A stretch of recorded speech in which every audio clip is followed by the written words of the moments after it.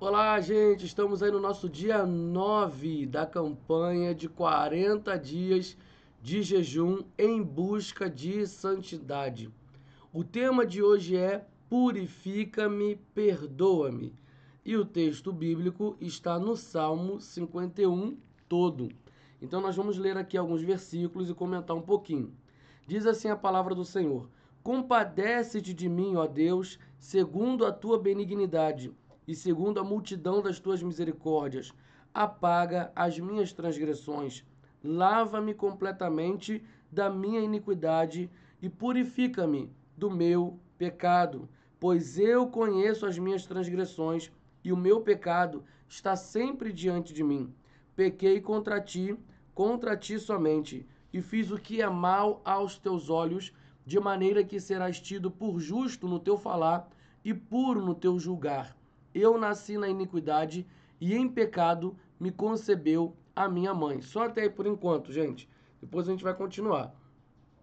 Davi, ele escreve esse salmo, essa oração, quando ele é confrontado pelo profeta Natã. O profeta Natã esfrega na cara de Davi ali, ele peca, né, com Batseba. Batseba era uma mulher casada. Davi, ele não vai para a guerra, ele fica no terraço de casa, ocioso, juntou ali a vulnerabilidade com a curiosidade. Então a gente já sabe que isso é um gatilho para um pecado. Então Davi, ele fica ali no terraço, ele olha, percebe que tem uma mulher tomando banho, se interessa por essa mulher, pergunta sobre essa mulher, leva essa mulher para os seus aposentos. Mas essa mulher não podia se defender? Não, gente. Naquela época, o rei, ele era dono de tudo, inclusive de pessoas. Então, o rei, ele poderia se apossar das pessoas. Mas um rei, né, segundo o coração de Deus, não faria isso. Mas Davi, naquele momento, não estava pensando em Deus, não estava pensando em adoração, não estava pensando em louvor e não estava pensando em obediência. Davi estava pensando com a cabeça do seu desejo, aquilo que ele queria naquela hora, naquela vontade. E nós somos muitos assim.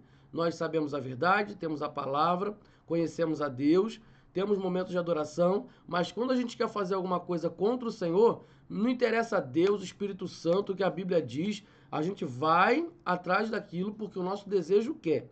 Então Davi, ele manda buscar aquela mulher, então ela entra, então praticamente ela foi aqui abusada sexualmente, porque ele obrigou ela a fazer isso, e aí essa mulher ela fica grávida, ela manda um recado, olha, estou grávida. Só que essa mulher era casada, e o marido dela estava lá na guerra. Então Davi manda buscar o marido, né? E fala para ele descansar. Ó, a gente tá te dando aqui uma folga real, vamos dizer assim, né? Estamos te dando uma folga, vá para casa, dorme com a tua mulher. Só que o cara, o Urias, ele não vai para casa. Ele não dorme com a mulher. Ele dorme na rua. E aí perguntaram, cara, por que você não vai para casa? Você pode descansar, você recebeu uma folga. Aí ele, não é justo. Os meus amigos estão lá na guerra e eu vou ficar aqui me divertindo. E aí Davi convida esse cara pro palácio, dá um monte de bebida para esse cara, bebida alcoólica, tá? Pro cara ficar bêbado. Olha só a proporção que o pecado te leva a fazer, hein? Isso porque Davi era homem segundo o coração de Deus. Por isso que assim, nosso Deus é muito misericordioso. E tem muito a ver com a gente. Nós fazemos isso também. Então Davi embebeda o cara, mas o cara não vai para casa. O cara, em vez de ir para casa para curar a ressaca dele, o cara dorme na rua. Então Davi escreve uma carta para o comandante do exército pedindo para colocar Urias na frente de batalha, porque é mais fácil de morrer, né? Quem está na frente de batalha. E aí ele sela essa carta e pede para o próprio Urias levar isso para o comandante do exército. Ou seja, Urias estava levando ali a carta da morte dele e não sabia, porque ele não podia abrir a carta, porque ela estava ali com um selo real, né? Então o comandante do exército ele abre a carta, vê ali o que está escrito e coloca Urias na frente de batalha e Urias morre, né? E aí Davi pega aquela mulher como esposa, casa com aquela mulher como esposa. Só que esse primeiro filho, que ela estava grávida, ele não resiste, ele morre, tá? Então essa é a história. Só que Davi estava aqui só escondidinho. Davi não falou isso com ninguém, a não ser os empregados e tal. Mas quem é o empregado, né? Assim, na cabeça de um rei, né? Então, assim, Davi ele manda fazer isso tudo mesmo, tá? E tá tudo bem, ó. Limpei aqui minha sujeira, limpei aqui minha bagunça, tá tudo certo. Só que o profeta Natã, usado por Deus, confronta Davi. Chega lá e fala assim: o que você fez não é certo. Conta ali uma história, uma ilustração. Davi fica com raiva do personagem, e aí o profeta fala, cara, esse personagem é você. E aí Davi cai em si, e ele escreve esse capítulo aqui, essa oração, pedindo a misericórdia de Deus. Infelizmente, nós também somos parecidos com Davi. Tem hora que a nossa vontade de pecar, ela ultrapassa a vontade de obedecer a Deus. E a gente não está aqui para julgar Davi, não. A gente está aqui para reconhecer que nós somos tão parecidos com ele, porque a gente faz a mesma coisa. Você fala que não vai fazer, daqui a pouco você está fazendo, e daqui a pouco você está, para limpar a tua sujeira, tu esconde, aí tu faz mais lambança ainda, o negócio fica pior do que já estava. Então, assim, nós também fazemos isso. Mas aqui tinha um profeta em carne e osso para confrontar. E talvez você pense, mas ninguém está sabendo, etc. A Bíblia nos confronta. Talvez não possa aparecer uma pessoa de carne e osso para te confrontar, para dizer o que você fez, para te encorajar a assumir a sua responsabilidade, a confessar o seu pecado. Mas a Bíblia, ela tem essa responsabilidade de nos corrigir, de nos repreender, como está lá em 2 Timóteo 3,16. Então a Bíblia nos confronta o tempo todo. Então não é porque não tem profeta de carne e osso para ficar te confrontando que você vai continuar escondendo os seus pecados. Todo dia, quando você tem um contato com a palavra de Deus, ela te confronta para que você possa caminhar na verdade, confessar os seus pecados e andar em arrependimento. Porque antes de você pecar contra pessoas, nós estamos aqui igual Davi, quando ele fala, contra ti somente pequei, contra o Senhor. Nós primeiro pecamos contra o Senhor. Então, nós devemos confessar sim os nossos pecados a Deus em arrependimento. E aí, ele continua a oração, dizendo que Deus seria justo no seu julgar, no seu falar, porque ele fala assim, eu nasci na iniquidade. Muita gente acha que quando Davi fala eu nasci na iniquidade, acha que ele é fruto de um relacionamento extraconjugal. Isso aí como é que eu posso dizer? É tipo um boato, né? É um boato entre os historiadores, entre os teólogos, entre os estudiosos, né? Há gente que vai defender isso, que Davi ele era fruto de um caso extraconjugal. Mas eu não acredito nisso. Eu acredito aqui que quando ele fala eu nasci na iniquidade e em pecado me concebeu a minha mãe, ele está falando aqui, gente, do sistema de pecado. Nós já nascemos com a herança do pecado. Nós já nascemos pecadores. Nós já nascemos escravos do pecado. E o único que pode nos libertar é Jesus Cristo. Todos nós nascemos escravos do pecado. O bebezinho que nasceu, né, agora já nasceu escravo do pecado. Já nasceu escravo do pecado.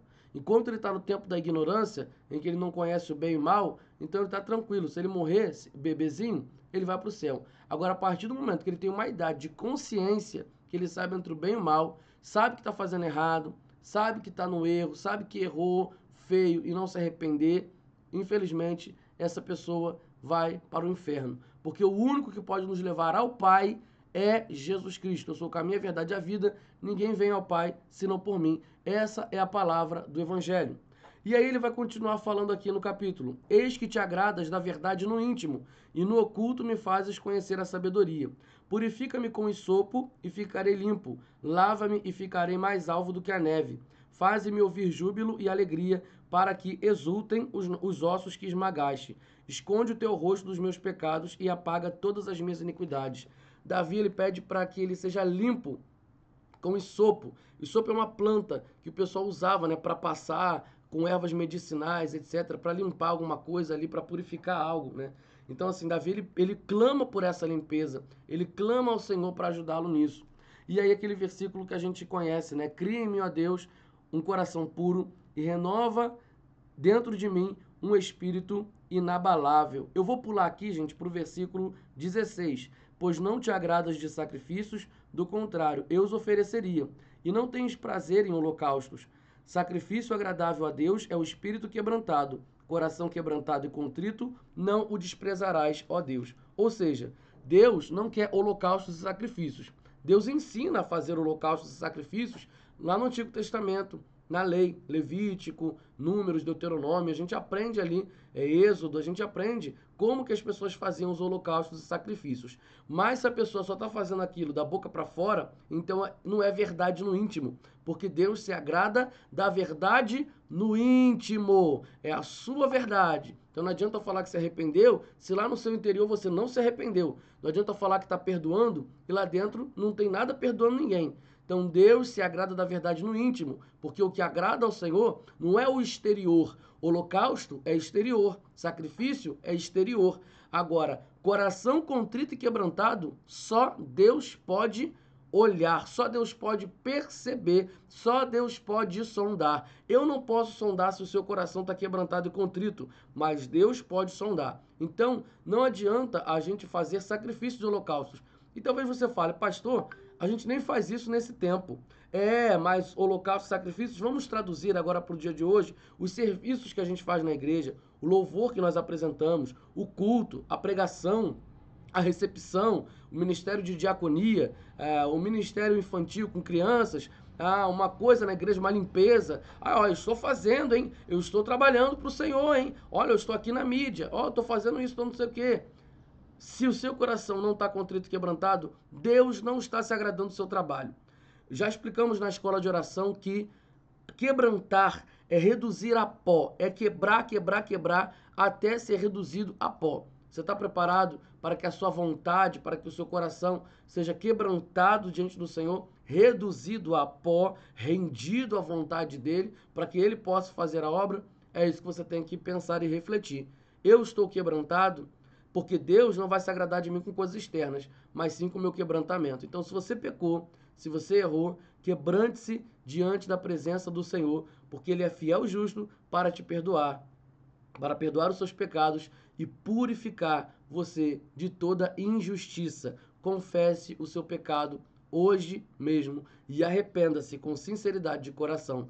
Que Deus te abençoe.